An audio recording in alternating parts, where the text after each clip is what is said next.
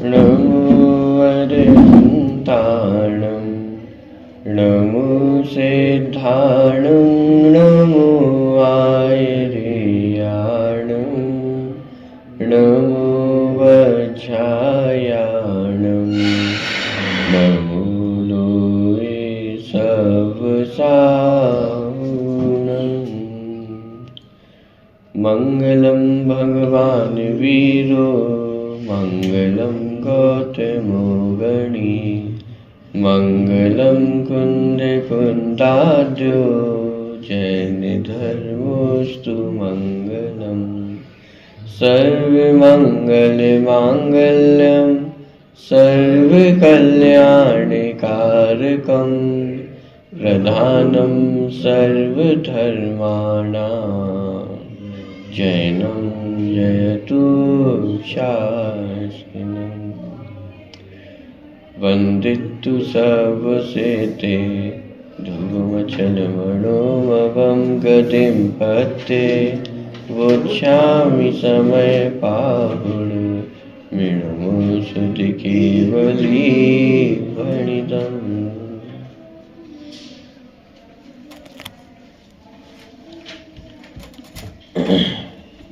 छठी गाथा के उपरांत सातवीं गाथा यहाँ से प्रारंभ करते हैं।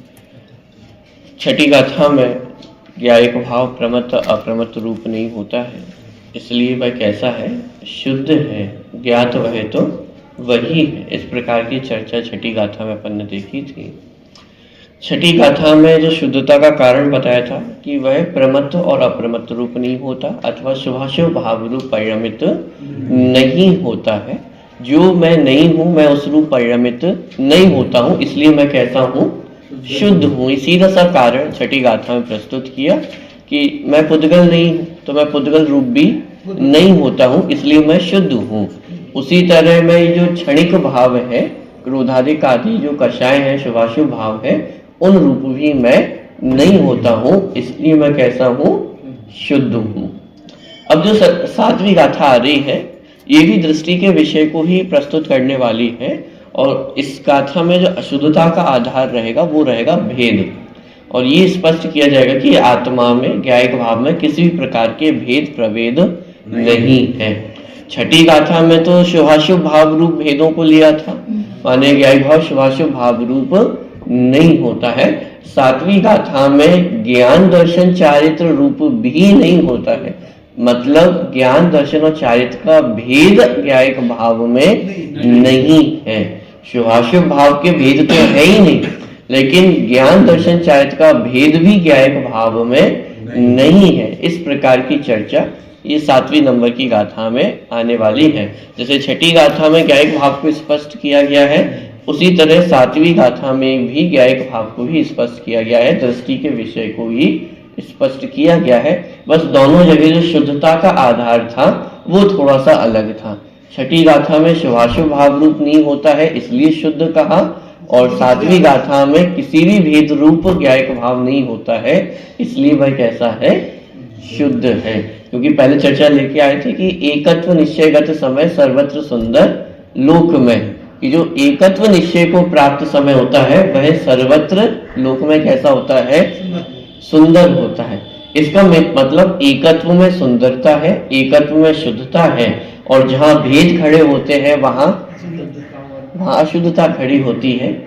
इसीलिए यहाँ पे कहा जाए कि ज्ञायक भाव कैसा है कि वो एकत्व को प्राप्त है, उसमें किसी प्रकार के भेद प्रभेद नहीं है। ठीक है, चलिए सातवें नंबर की गाथा उत्थानिका में पढ़ता हूं थोड़ा सा। अब यहाँ प्रश्न उपस्थित होता है कि पर के साथ का ज्ञेय ज्ञायक संबंध भी जब व्यवहार होने से अशुद्धि का जनक है, तब तो विकल्प उत्पादक गुणभेद भी व्यवहार होने से अशुद्धि का ही जनक होगा। प्रश्न क्या किया गया कि जब पर के साथ ज्ञेय ज्ञायक संबंध भी व्यवहार होने से अशुद्धि का जनक है, मतलब जो चर्चा अपन पिछली गाथा पढ़ के आए कि ज्ञेय ज्ञायक भाव भी कैसा है कि यदि उसको संबंध माना जाए तो फिर वो अशुद्धि का उत्पादक होगा। तो उसका समाधान किया था कि एक प्रकार से तो संबंध ही नहीं है, लेकिन जब ज्ञेय ज्ञायक संबंध मानने पर भी उसे अशुद्धि का जनक कहा जा सकता है, तो विकल्प माने जो भेद प्रभेद है वो तो साक्षात विकल्प उत्पादक है। विकल्प उत्पादक है मतलब जैसे कोई भी भेद खड़े होंगे तो वहां पे विकल्प खड़े होंगे, ऑप्शंस खड़े होंगे ही होंगे। तो जहां दो चीजें होंगी, चार चीजें होंगी तो तत्संबंधी विकल्प भी होंगे। तो और निर्विकल्प दशा कब होगी कि जब किसी प्रकार के विकल्प खड़े ना हो। तो पर के साथ का ज्ञेय ज्ञायक संबंध भी जब व्यवहार होने से अशुद्धि का जनक है, तब तो विकल्प उत्पादक गुणभेद भी व्यवहार होने से अशुद्धि का ही जनक होगा। ऐसी स्थिति में आत्मा में ज्ञान है, दर्शन है, चारित्र है, ऐसा कहना भी असत्यार्थ होगा। अब देखिए क्या कहा जा रहा है कि साहब जब ज्ञेय ज्ञायक संबंध भी अशुद्धि का जनक है तो फिर जो विकल्प है वो तो साक्षात विकल्प उत्पादक है। जो भेद प्रभेद है वो तो विकल्प के ही उत्पादक है, तो वो भी अशुद्धि का ही जनक होना चाहिए। और इससे शिष्य का आशय क्या है कि जो हम कहते हैं कि आत्मा में अथवा ज्ञायिक भाव में ज्ञान है, दर्शन है, चारित्र है, सुख है, वीर है, अनंत गुण है, तो अनंत भेद आत्मा में हो गए या नहीं हो गए, तो ज्ञान दर्शन चारित्र असत्यार्थ है या नहीं है। प्रश्न ये है। अब इसमें भी सावधानी की आवश्यकता है। असत्यार्थ कहा जा रहा है, लेकिन असत्यार्थ का तात्पर्य क्या है वो भी इस गाथा में अपन स्पष्ट देखेंगे। तो पूरी चर्चा इस रूप में यहाँ पे आने वाली है। इसी प्रश्न के उत्तर में सातवीं गाथा का उद्भव हुआ है जो इस प्रकार है। सातवीं गाथा का पाठ करते हैं। व्यवहारेणु वदिष्यति राणेश चरित दंसनं राणं वीणाणं न चरितं न दंसनं जाणगो शुद्धो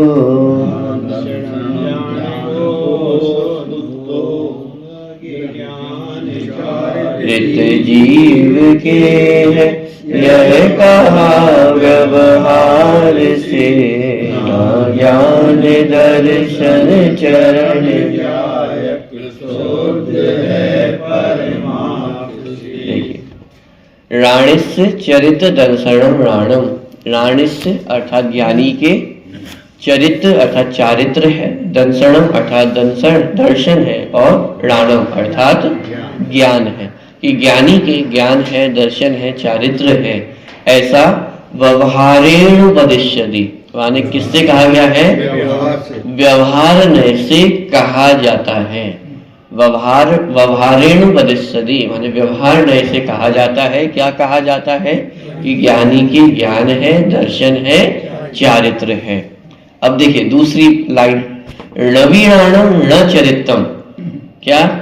कि ना ज्ञान है, न चरित्रम, ना चरित्र है, ना चारित्र है, न दंसनम और ना दर्शन है, जानगो शुद्धो ऐसा शुद्ध नय से जानो। क्या कहा जा रहा है? व्यवहार नय से ज्ञानी की ज्ञान दर्शन चारित्र ये कहे जाते हैं। ज्ञान दर्शन चारित्र का मतलब ये कि ये आत्मा के जो अनंत गुण है उसके प्रतिनिधि ज्ञान दर्शन चारित्र है, तो उसमें अनंत भेद सम्मिलित हो जाएंगे। तो व्यवहार नय से जीव में अनंत गुण कहे जाते हैं, ज्ञान वाला, दर्शन वाला, चारित्र वाला, सुख वाला, वीर वाला, ऐसा ज्ञायिक भाव कहा जाता है। लेकिन निश्चय नय से देखा जाए अथवा शुद्ध नय से देखा जाए तो आत्मा में ना ज्ञान है, ना दर्शन है, ना चारित्र है। प्रश्न खड़े हो सकते हैं कि साहब यदि ज्ञान दर्शन चारित्र नहीं है तो फिर आत्मा में क्या है? आचार्य की मजबूरी है भेद करके समझा कि वास्तविकता में आत्मा में जो जानने देखने की शक्ति है, चारित्रगत जो शक्ति है, उसका निषेध नहीं किया जा रहा है, लेकिन उसमें खड़े होने वाले जो भेद हैं उसका निषेध किया जा रहा है कि ज्ञान अलग हो, दर्शन अलग हो, चारित्र अलग हो, सुख अलग हो, ऐसा भेद आत्मा में नहीं है। वो तो एक एक आत्मा की शक्ति को समझाने के लिए एक एक नाम दिए गए हैं कि आत्मा में जानने की भी शक्ति है, देखने की भी शक्ति है, चारित्रगत शक्तियां हैं, सुख की शक्ति है। तो अब इन्हें समझाया कैसे जाए? तो समझाने के लिए अलग अलग नाम दिए गए हैं, लेकिन इस तरह से उनका अस्तित्व अलग अलग नहीं है। ज्ञान का अस्तित्व अलग हो, दर्शन का अलग हो, सुख का अलग हो, चारित्र का अलग हो, ऐसा अस्तित्व ज्ञायक भाव में अलग अलग नहीं है। इसलिए कहा कि आत्मा में ना ज्ञान है, दर्शन है, ना चारित्र है। आत्मा तो आत्मा ही है। बात समझ में आ रही है? देखिए, बहुत सारे विस्तार पर अनुशीलन पढ़ेंगे, ये सारी चीजें वहां पे स्पष्ट होंगी। देखिए, गाथा का अर्थ पढ़ते हैं। ज्ञानी, ज्ञानी का अर्थ यहाँ पे माने कोई सम्यक ज्ञानी या ऐसा अर्थ नहीं है। ज्ञानी मतलब जिसमें ज्ञान पाया जाता हो वो ज्ञानी। तो इसका मतलब सभी आत्मा इसमें शामिल हो जाती है। ज्ञानी के ज्ञान, दर्शन और चारित्र ये तीन भाव व्यवहार से कहे जाते हैं। माने क्या कि व्यवहार नय से ज्ञायिक भाव के अथवा आत्मा के तीन भाव कहे जाते हैं, ज्ञान, दर्शन और चारित्र। निश्चय से ज्ञान भी नहीं है, दर्शन भी नहीं है और चारित्र भी नहीं है। क्यों? ज्ञानी आत्मा तो एक शुद्ध ज्ञायक ही है। क्यों नहीं है? क्योंकि ज्ञायक भाव तो कैसा है, एकत्व को प्राप्त है और एक ज्ञायक भाव रूप ही है, उसमें और कोई भेद प्रभेद नहीं है। आत्मा में ज्ञान, दर्शन, चारित्र गुण नहीं है, यह बात नहीं है, क्योंकि आत्मा तो ज्ञानादि अनंत गुणों का अखंड पिंड ही है और ज्ञानादि गुणों के अखंड पिंड रूप आत्मा को ही ज्ञायिक भाव कहते हैं। अभी जो स्पष्टीकरण दिया जा रहा है कि ज्ञान भी नहीं है, दर्शन भी नहीं है, चारित्र भी नहीं है, इसका तात्पर्य क्या है? तो इसका तात्पर्य ये नहीं है कि आत्मा में ज्ञान, दर्शन, चारित्र है ही नहीं।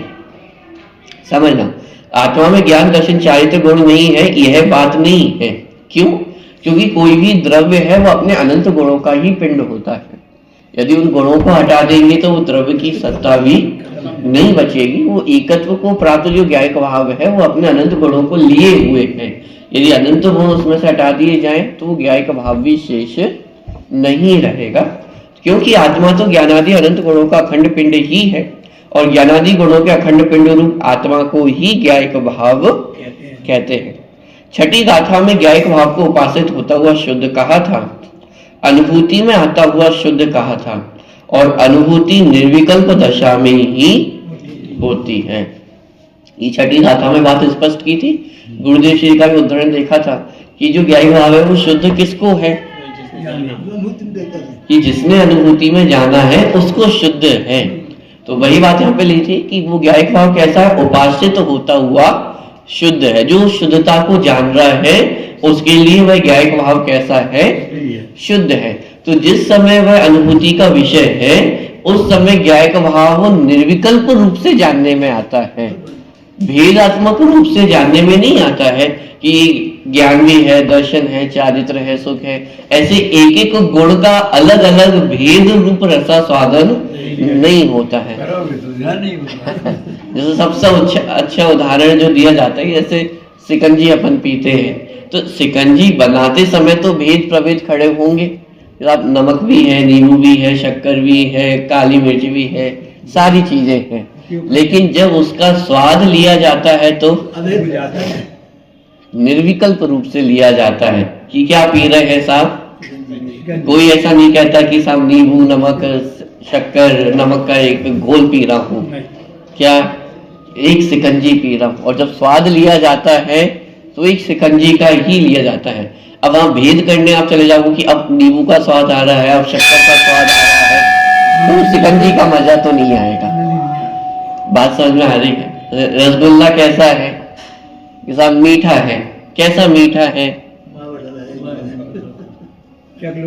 वो जो चखने पे जो निर्विकल्प रूप से अनुभूति होती है कि वही बात यहाँ पे ली जा रही है कि ज्ञायक भाव में भी अनंत गुण है, ज्ञान, दर्शन आदि अनंत गुण उस ज्ञायक भाव में भी है, लेकिन निर्विकल्प अनुभूति के काल में वो अनंत गुण भेद रूप से जानने में नहीं आते हैं। उन सबका एक अभेद रूप ही आनंद होता है।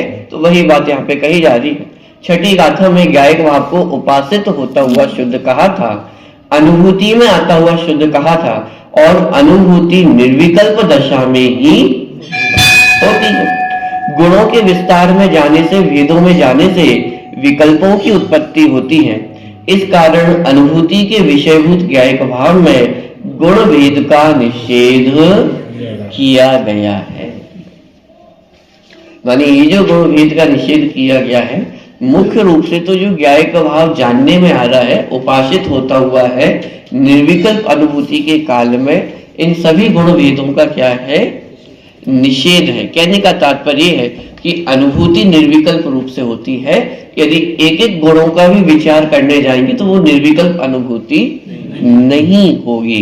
इसलिए कर्ता कर्म अधिकार में आगे चल करके तो ये पूरे वाले कलश ही आने वाले हैं कि एक नए से ऐसा है और एक नए से ऐसा है, एक नए से शुद्ध है, एक नए से अशुद्ध है। लेकिन निर्विकल्प ज्ञायक भगवान आत्मा को देखा जाए तो वो ना शुद्ध है ना अशुद्ध है, कोई भेद उसमें खड़ा नहीं है। और इस तरह के बहुत सारे कलश आगे चल करके आएंगे, उसको अपन देखेंगे। देखिए, गुण भेद अनुपचरित सद्भूत व्यवहार नय का विषय है। अभी यदि नयों की चर्चा आपको ख्याल में आ रही होगी तो ये विषय जल्दी क्लियर होगा। गुण भेद अनुपचरित सद्भूत व्यवहार नय का विषय है। कौन से नंबर का नय है ये? चौथे नंबर का नय। बहुत बढ़िया। चौथे नंबर का व्यवहार नय में जो चौथे नंबर का नय है, अनुपचरित सद्भूत व्यवहार नय। तो गुण भेद अनुपचरित सद्भूत व्यवहार नय का विषय है और ज्ञायक भाव व्यवहारातीत है। इस कारण त्रिकाली ध्रुव ज्ञायक भाव में गुण भेद का निषेध किया गया है। छठवीं गाथा में प्रमत्त अप्रमत्त पर्यायों का निषेध द्वारा उपचरित सद्भूत व्यवहार नय का निषेध किया गया था। इस प्रकार अब उपचरित और अनुपचरित दोनों ही सद्भूत व्यवहार नयों का निषेध हो गया है। बात समझना थोड़ा बारीकी से। छठी गाथा में जो चर्चा ली गई थी उसमें तीसरे नंबर का जो व्यवहार नय था उसका निषेध मुख्य रूप से किया गया था। क्यों? क्योंकि आत्मा कैसा है, प्रमत्त भी नहीं है और अप्रमत्त भी नहीं है। तो जो प्रमत्त भाव है वो सब तीसरे नंबर के नय के विषय बनते हैं। तीसरे नंबर का नय कौन सा है? उपचरित सद्भूत व्यवहार नय। माने जो व्यवहार उपचरित सद्भूत व्यवहार नय क्या कहता है कि वह जो विकारी भाव है उनका कर्ता धर्ता आत्मा को ही कहता है। तो छठी गाथा में उसका निषेध किया गया कि छठी गाथा ने क्या कहा कि ज्ञायक भाव में प्रमत्त अप्रमत्त भाव है ही नहीं। जब है ही नहीं तो उनका कर्ता धर्ता भी कैसे होगा? तो जब ज्ञायक भाव में प्रमत्त अप्रमत्त भाव नहीं है तो जो तीसरे नंबर का व्यवहार नय था उसका निषेध हो गया। अब चौथे नंबर का नय बचा है कि साहब आत्मा में मोह राग द्वेष तो नहीं है लेकिन ज्ञान दर्शन चारित्र के भेद तो है ना, जो चौथे नंबर के नय का विषय है। ये जो गुण भेद है ये सब चौथे नंबर के नय का विषय है। तो ये कहा गया था कि आत्मा में ज्ञान दर्शन चारित्र ऐसा भेद तो है ना, तो उसका निषेध अब सातवीं गाथा में किया गया कि आत्मा में ना ज्ञान है, ना दर्शन है, ना चारित्र है। तो क्या सब आत्मा में अनंत गुण नहीं है? यह इस गाथा का अर्थ नहीं है। आत्मा में अनंत गुण है उसका निषेध नहीं किया जा रहा है, लेकिन अनुभूति के काल में जो अनंत गुण है वो अनंत रूप से ज्ञान का विषय नहीं बनते हैं।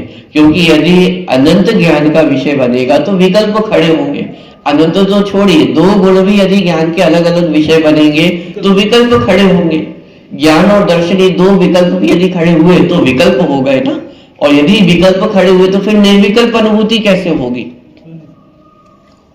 निर्विकल्प अनुभूति का तो अर्थ ही है कि जिसमें मैं आत्मा हूं ये विकल्प भी खड़ा नहीं होता है। मैं आत्मा हूं इस बात का आनंद तो है लेकिन इस बात का विकल्प नहीं है। हम दिन में कितनी बार याद करते हैं कि मैं प्रतीक हूं?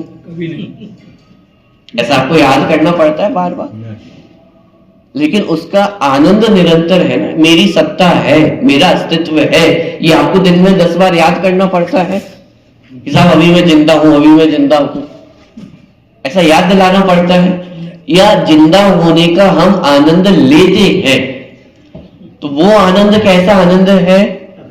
निर्विकल्प आनंद है। हम अपने जीवत्व का आनंद ले रहे हैं ना। बार बार हमें विकल्प नहीं करना पड़ता, हमें सोचना नहीं पड़ता है, हमें अपने आप को याद नहीं दिलाना पड़ता है। मैं जीवत्व को प्राप्त हूं और उस जीवत्व का आनंद हम कैसे लेते हैं? निर्विकल्प रूप से उसका आनंद ले रहे हैं ना। ऐसे ही मैं ज्ञायक भाव हूं तो उस ज्ञायक भाव का आनंद लेने के लिए उसमें विकल्प करने की आवश्यकता नहीं है। अब मैं जानने देखने वाला हूं, मैं जानने देखने वाला हूं, मैं सुख वाला हूं, मैं चारित्र वाला हूं, ये सोचते रह जाएंगे तो फिर उसका आनंद कब होगा? तो इसीलिए अनुभूति के काल में उपासित होता हुआ जो ज्ञायक भाव है उसमें ना ज्ञान है, ना दर्शन है, ना चारित्र, कुछ भी नहीं है। क्या है कि ज्ञात वह तो वही है।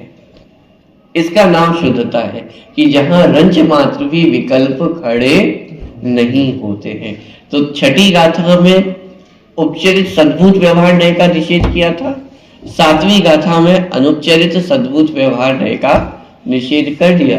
तो सभी प्रकार के व्यवहार नयों का निषेध यहाँ पर हो गया है। इस आप पहले और दूसरे नंबर के नय का तो निषेध किया ही नहीं कि उनकी क्या चर्चा करें, उनकी चर्चा तो पहले स्वरूप से ही बाहर है। पहले नंबर का नय माने जो घर परिवार संबंधी जो बाहर के हैं, शरीर से भी भिन्न पदार्थ हैं, वो तो आत्मा से भिन्न है ही, और जो कर्म आदि के हैं वे भी आत्मा की सत्ता से बाहर ही है। उनकी तो चर्चा ही हम क्या करें। लेकिन जहां समस्या खड़ी होती है तीसरे और चौथे नंबर के विषय में, उसका निषेध यहाँ पे किया गया कि शुभाशुभ भाव रूप भी आत्मा नहीं होता है और ज्ञान दर्शन चारित्र के भेद रूप भी आत्मा नहीं होता है। तो इस तरह से सभी व्यवहार नयों का निषेध यहाँ पर कर दिया गया है। बात समझ में आ रही है?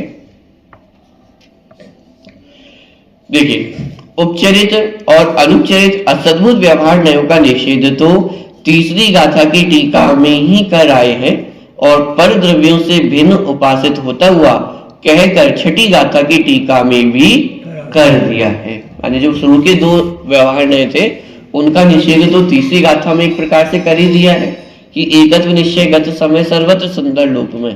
तो जो ज्ञायक भाव है वह भी कैसा है? एकत्व निश्चय को प्राप्त है, पर द्रव्य का रंच मात्र भी संयोग उसमें नहीं है, इसलिए वह कैसा है? सुंदर कहे, शुद्ध कहे, ये उसकी शुद्धता का आधार है। और छठी गाथा की टीका में भी जहां पर द्रव्यों से भिन्नता की बात ली, तो इसलिए जो पहले और दूसरे नंबर के नए हैं उनका निषेध तो हो ही गया था।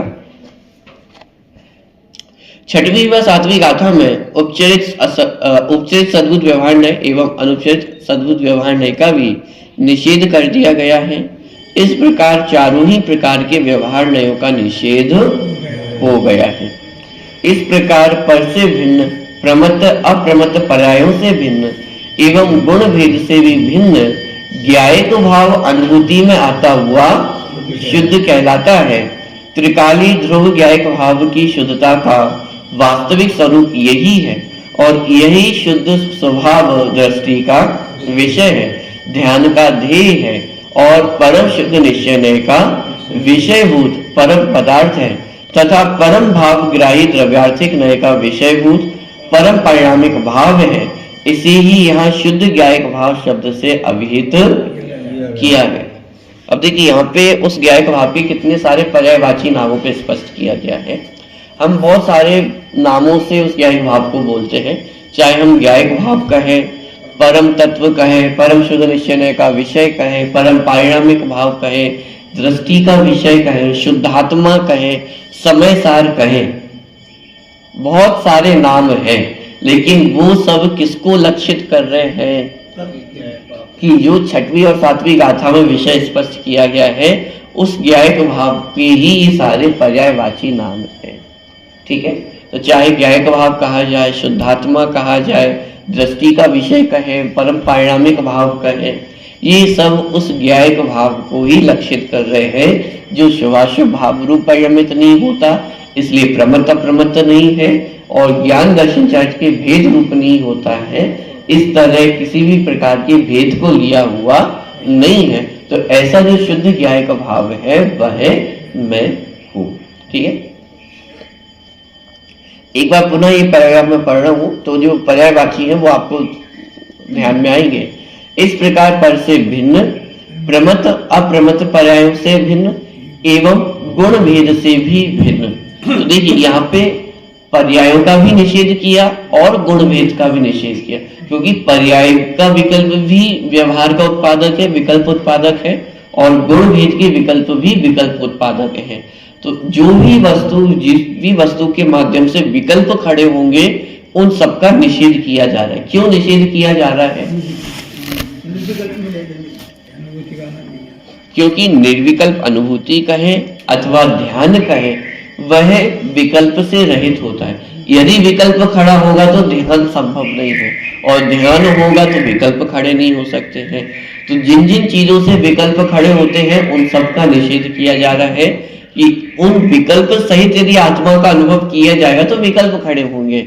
ज्ञान वाला आत्मा देखा जाएगा तो ज्ञान का विकल्प खड़ा होगा, भेद खड़ा होगा, भेद खड़ा होगा तो विकल्प खड़े होंगे, विकल्प खड़े होंगे तो निर्विकल्प अनुभूति संभव नहीं है। इसीलिए पर्यायों का भी निषेध क्यों किया? क्योंकि पर्याय अपने आप में क्षणभंगुर है, एक समय की है, इसलिए वो निश्चित रूप से भेद खड़े करने वाली है। भेद खड़े होंगे तो विकल्प खड़े होंगे। इसीलिए वो ज्ञायक भाव को कैसा कहा कि पर्यायों से पार है। और पर्यायों से पार कहने का तात्पर्य है कि सारे भेदों को अस्त कर दिया है। क्यों? क्योंकि यदि पर्यायों के एंगल से हम ज्ञायक भाव को देखेंगे तो वो हमें कभी निगोदीय दिखाई देगा, कभी मनुष्य दिखाई देगा, कभी त्रियंच दिखाई देगा, कभी नारकी दिखाई देगा, रागी द्वेषी दिखाई देगा, क्रोधी मानी दिखाई देगा। क्यों? पर्यायों के एंगल से देखेंगे तो ये सब दिखने ही वाले हैं ना। किस पर्याय में वो ज्ञायक भाव कैसा है? वर्तमान समय में हम सभी कैसे हैं? मनुष्य पर्याय में है, कषायों से युक्त है, पापों से युक्त है। तो ये सब यदि एक समय की पर्याय का भी लक्ष्य होगा तो उसमें ये सब दिखाई देने वाला है या नहीं देने वाला है? एक समय की पर्याय के लक्ष्य करने पे अनंत विकल्प खड़े होंगे। पॉइंट समझ में आ रहा है?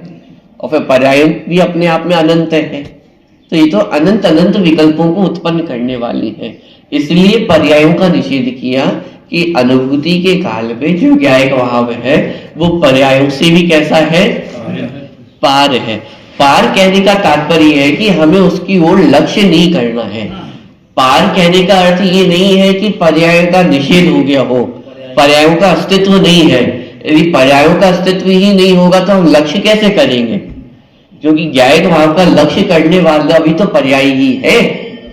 पॉइंट पकड़ना। तो पर्यायों का निषेध नहीं किया जा रहा है, लेकिन हमें किस पे दृष्टि करनी है वो बात बताई जा रही है कि हमें इस बात पे दृष्टि नहीं करनी कि उसमें इतने सारे परिवर्तन होते हैं। हमें इस बात पे दृष्टि करनी कि उसमें कोई परिवर्तन नहीं होता है। इस बात के लिए संजीव जी भाई साहब का एक बहुत अच्छा उदाहरण है, यहाँ पे दिया भी है वो उदाहरण। मैंने एक और बार द्रव्य पर्याय के संदर्भ में वो उदाहरण बहुत अच्छा देते थे कि जैसे अपन कोई अपने बहुत पुराने मित्र को देखते हैं, तो जब पुराने मित्र को अपन देखते हैं तो एकदम तुरंत पहचान जाते हैं कि अरे तुम तो वही राम हो। क्या कहते हैं कि वही राम हो। कौन से? बचपन में साथ में पढ़ा करते थे, साथ में खेला करते थे, साथ में स्कूल जाया करते थे, तो तुम तो वही राम हो। और फिर अगला वाक्य क्या होता है? बहुत बदल गए हो। तो अब प्रश्न ये है कि वह बदल गया है कि वही है?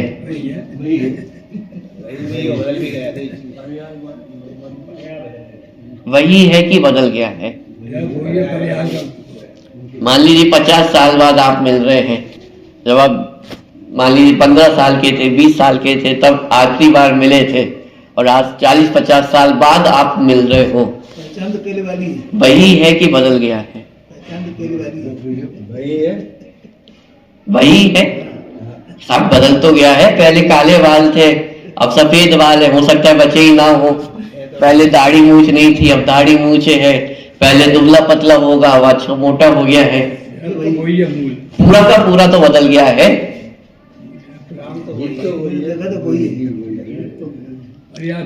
कि सब कुछ बदलने के बाद भी कुछ भी नहीं बदला है। 1% भी नहीं बदला है। क्योंकि यदि बदल गया होता तो फिर वो आपका मित्र नहीं हो सकता था। बात पकड़ में आ रही है? सब कुछ बदलने पर भी कुछ भी नहीं बदला है, और कुछ भी नहीं बदलने पर सब कुछ बदल गया है। अब ये हमारी दृष्टि के ऊपर निर्भर करता है कि हम उसमें क्या देखना चाहते हैं। जिसे दृष्टि का विषय कहा जाता है। दृष्टि का विषय कोई बहुत ऐसी अलौकिक बात हो ऐसा नहीं है। दृष्टि का विषय मतलब मैं क्या देखना चाह रहा हूं, किस एंगल को हम देखें जिससे मेरा प्रयोजन सिद्ध हो। जैसे अभी मित्र के साथ मिले तो हमारा प्रयोजन क्या है कि अपनी दोस्ती की पहचान होना, वो दोस्ती इंपॉर्टेंट है, दोस्ती का प्रयोजन सिद्ध होना चाहिए। वो दोस्ती का प्रयोजन किस दृष्टि से सिद्ध होगा? बदलाव को देखेंगे तो वो दोस्ती का प्रयोजन सिद्ध होगा, या नहीं बदलने वाली चीज को देखेंगे तो वो दोस्ती का प्रयोजन सिद्ध होगा। वो मित्रता का प्रयोजन कौन सी दृष्टि से सिद्ध होने वाला है?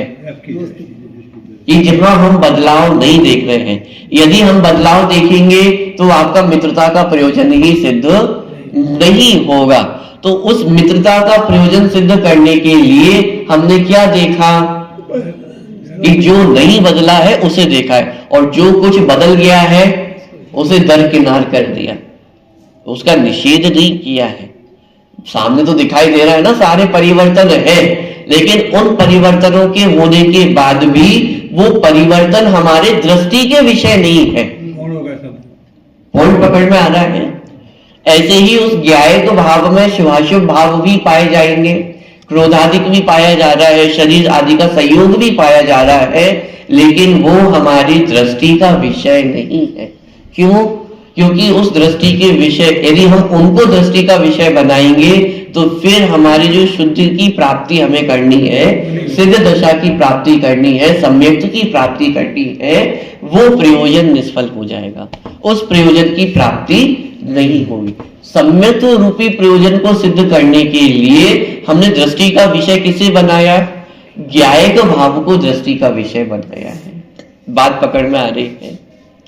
तो ऐसे ही दृष्टि के विषय के काल में हम भेदों का भी निषेध कर देंगे, पर्यायों का भी निषेध कर देंगे। पर्यायों की ओर दृष्टि नहीं करेंगे, भेदों की ओर दृष्टि नहीं करेंगे। क्यों? क्योंकि यदि भेदों पर दृष्टि जाएगी तो निर्विकल्प अनुभूति नहीं होगी, पर्यायों पर दृष्टि जाएगी तो निर्विकल्प अनुभूति नहीं होगी। उस निर्विकल्प अनुभूति की प्राप्ति के लिए हमने उन सारी चीजों का निषेध कर दिया जो हमारे प्रयोजन को असिद्ध करने में बाधक बनते हैं। बात पकड़ में आ रही है? लौकिक में तो हम ये प्रयोग दिन रात करते ही हैं, ये कोई अलग चीज नहीं है। हाँ, बस समस्या ये आती है कि जब हम आत्मा के ऊपर इन सारी चीजों को घटित करते हैं तो सारी समस्याएं खड़ी होने लगती है कि साहब विकार भी तो है, राग द्वेष भी तो है, मिथ्यात्व भी तो है, शरीर संयोग भी तो है, तब ये भी शब्द आने लग जाता है, तो वो दृष्टि का विषय नहीं रह जाता है।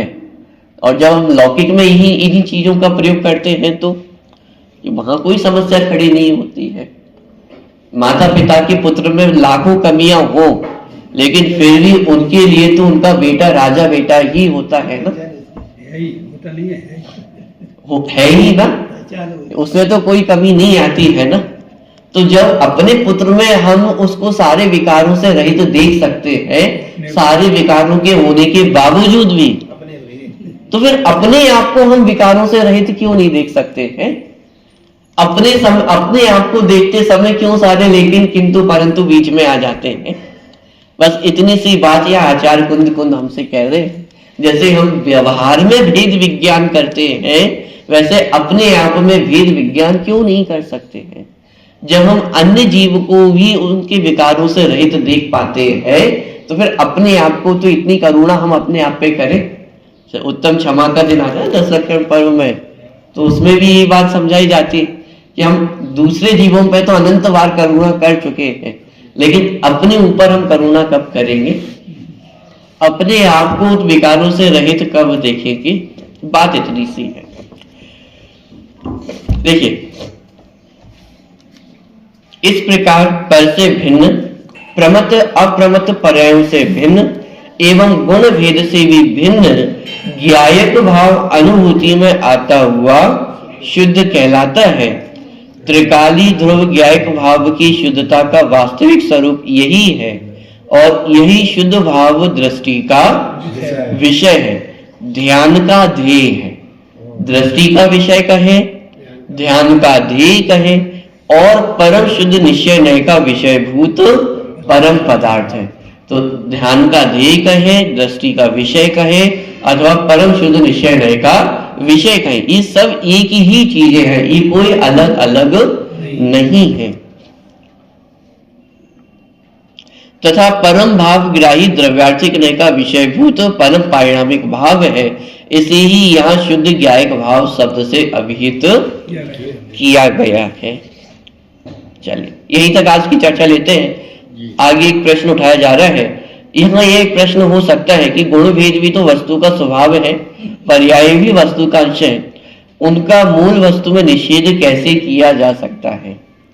इसी प्रकार का प्रश्न उठाते हुए जयचंद जी छाबड़ा इसी गाथा में भावार्थ में लिखते हैं। ये प्रश्न उठाया जा रहा है कि आप गुण भेदों का निषेध कर रहे हो, लेकिन गुण भेद भी तो आत्मा के स्वभाव है, ये कोई विभाग थोड़ी ना है।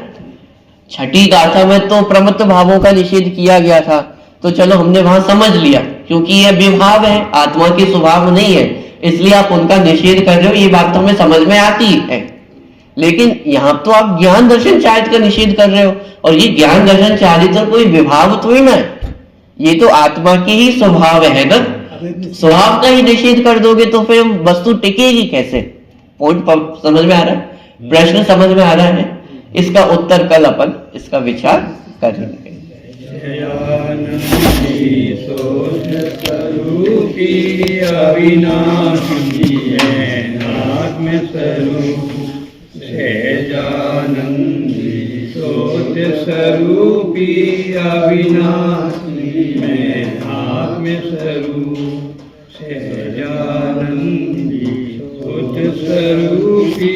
अविनाशी